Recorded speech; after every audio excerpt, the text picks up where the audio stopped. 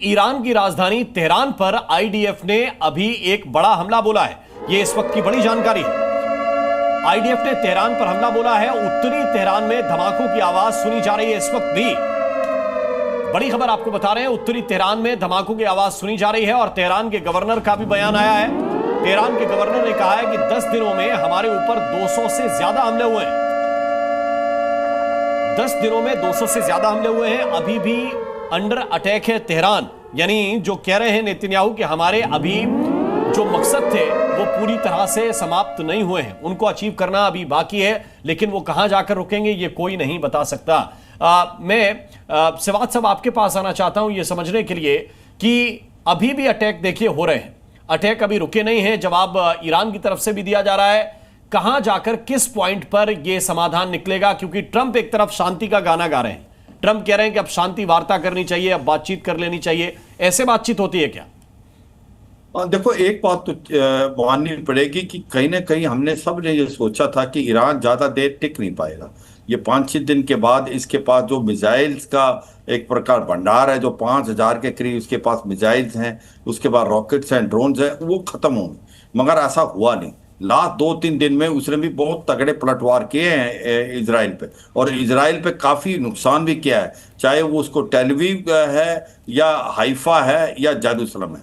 और इसके बाद इजराइल भी पलटवार कर रहा है। हाँ, ये सच्चाई है कि कहीं ना कहीं ये लड़ाई इतनी जल्दी रुकने वाली नहीं, इसमें टाइम लगेगा। बात एक जो आप कर रहे थे कि इकोनॉमी पे क्या इम्पैक्ट होगा, क्या ऑयल के ऊपर इम्पैक्ट हो सकता है। देखो, हमारा कोई 20 से 25% जो ऑयल है वो स्ट्रेट ऑफ हॉर्मुज से आता है, जिसके अंदर आप इराक से भी आता है, सऊदी से भी आता है। मगर हमारा सबसे ज्यादा ऑयल आज की तारीख में 32% हम रूस से लेते हैं डिस्काउंटेड। हम लैटिन अमेरिका से भी लेते हैं, कुछ अमेरिका से भी लेते हैं।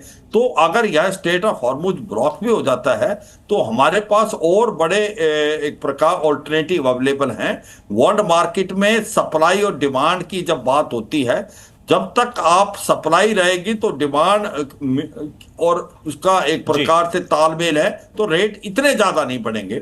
मुझे लगता है भारत इसके लिए बिल्कुल वेल प्रिपेयर्ड है। मगर ऐसा हो सकता है आने वाले समय में स्टेट ऑफ हॉर्मुज को जो ईरान ब्लॉक करने की कोशिश करे, सक्सीड होता है या नहीं होता वो तो समय ही बताएगा। मगर यह सच्चाई है कि ये लड़ाई इतनी जल्दी तो खत्म होगी नहीं, और अमेरिका चाहेगा बिहाइंड द कर्टन्स कि कोई ना कोई बातचीत हो। मगर ईरान इसको जब ही मानेगा जब उसको कोई ऑनरेबल एग्जिट मिलेगा। उसको भी तो दिखाना है अपने लोगों को कि उसने भी पलटवार करके कुछ काफी हद तक डैमेज किया है इजराइल का और अमेरिका का। तो ये भी सच्चाई है। वो क्या होगा वो भी एक पता नहीं, आगने वाले टाइम में पता चलेगा। क्या वो बेसिस के हिसाब से किसी बेसिस को हिट करेगा, या स्टेट ऑफ हॉर्मुज को ब्लॉक करने से होगा, या वो इजराइल पे और बहुत ज्यादा हमले करेगा। Zi News.